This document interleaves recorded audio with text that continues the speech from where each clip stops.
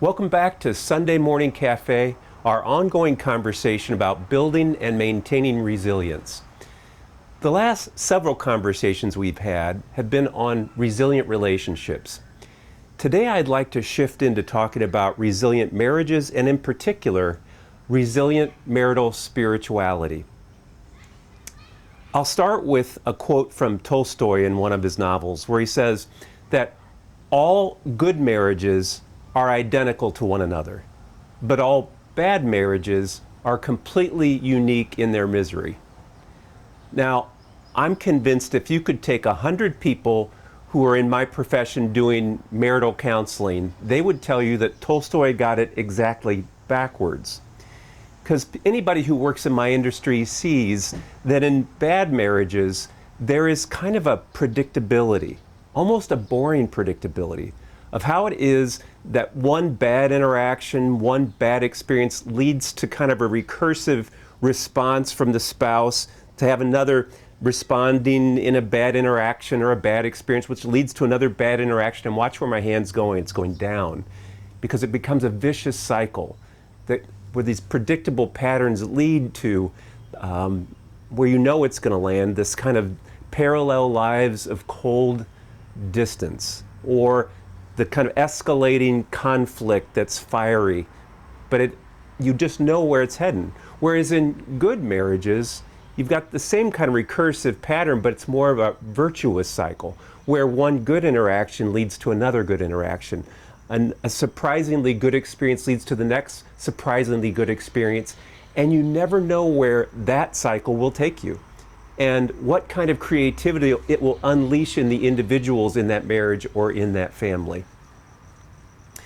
I have a colleague, David Snarch, who says that marriage is a people-growing machine.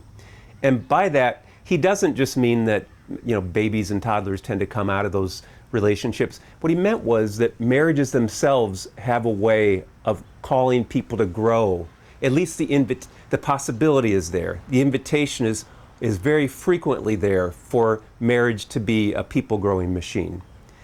Let me shift that into marital spirituality to explain what Snarch meant by that. To do this kind of spirituality of marriage, I'd like to reach all the way back to the beginning of the Bible or the Torah, depending on which literature you're reading, to the second creation story.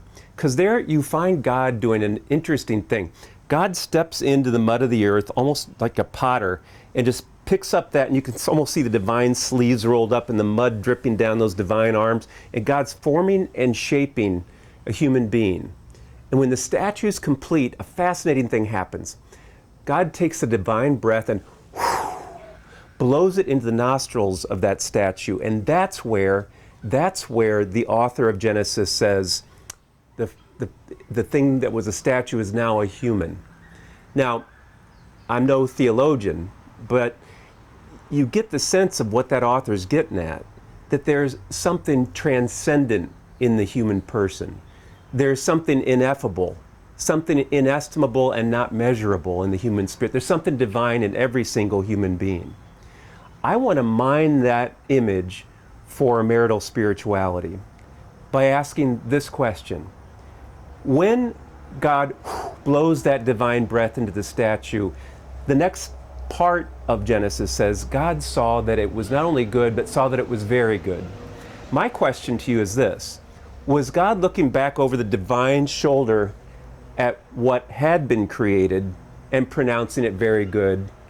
Or was God looking down through generation after generation after generation, looking down through your great-grandparent to the power of 10, all the way through your grandparent, all the way to you? Could it even be that right now the divine eyes are on you and seeing you as not only good, but very good?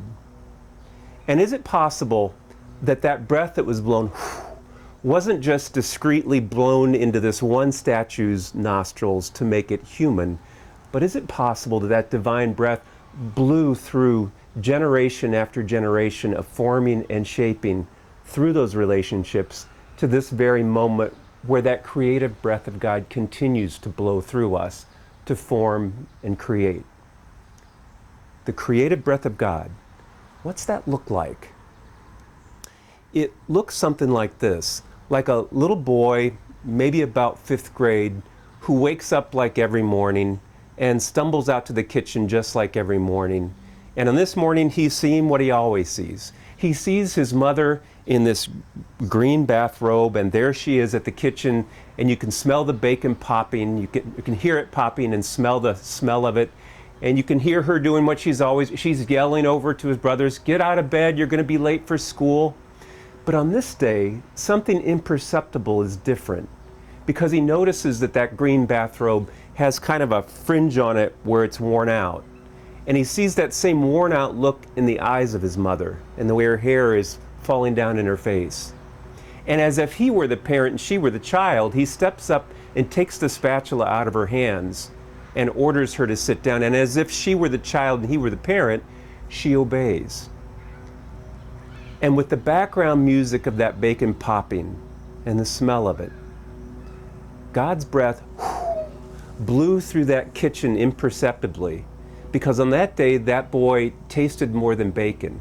He tasted something of what it means to be a man. God's breath blowing through a 5th grade kitchen, forming and shaping a boy into a man. That breath never comes with a trumpet blast. It never comes with a spotlight.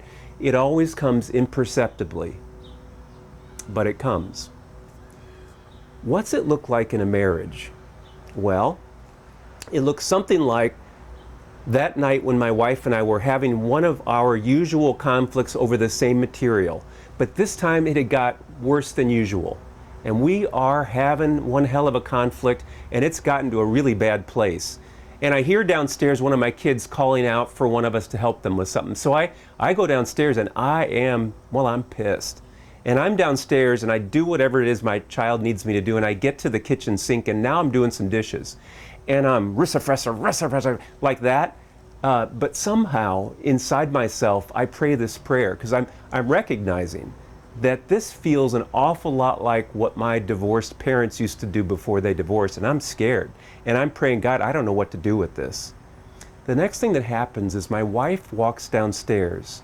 She comes up to me with her finger outstretched just like this, inviting me to stretch my finger out and touch her finger. And in that moment, with that E.T. touch, she says to me, "You know, I'm not your enemy." And I was able to respond in kind. God's breath blowing through that instance.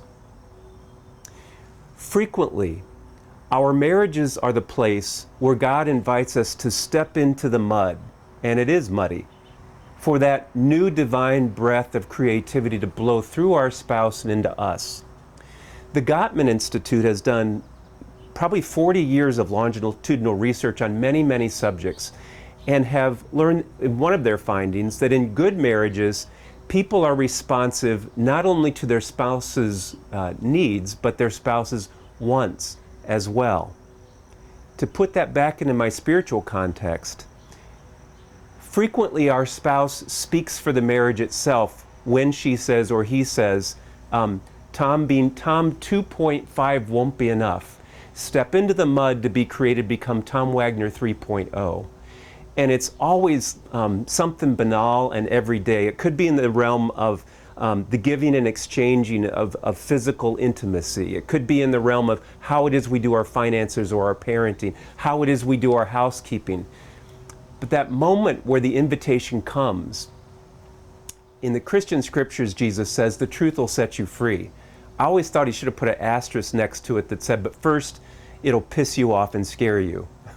The little 3-year-old in me wants to respond to that request to become Tom Wagner 3.0 with things like this. Well, you knew who I was when you married me. Can't you accept me for the way I am? Which is another way of saying, I want to be a statue.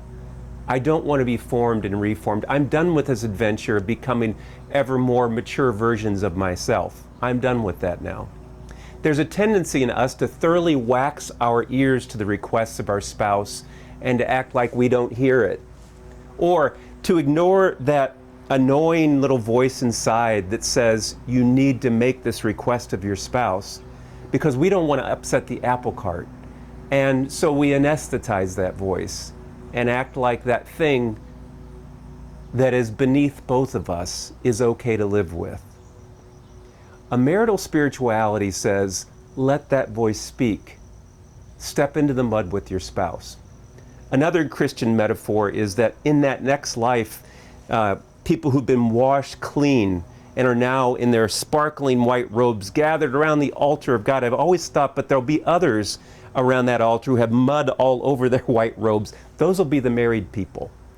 You know, in the Catholic Church, there are very few married Catholic saints, and I'm convinced I know why. Because the process of marital holiness and sacredness doesn't look holy and sacred on the outside. Anybody who's raised a 15-year-old knows that. Anybody who's really been willing to step into the mud to be Tom Wagner 3.0, Tom Wagner 3.5, understands the muddiness of that.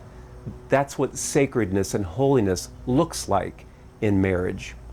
So the question becomes, what are those things you have in your life that open you to that creative breath to blow inside you? And in those moments, when you're ready to be a statue, when you're ready to say, I'm finished that growth, what is that opens you up like the finger of my wife reaching out to me? What is it that opens you to be able to hear that request and respond to it?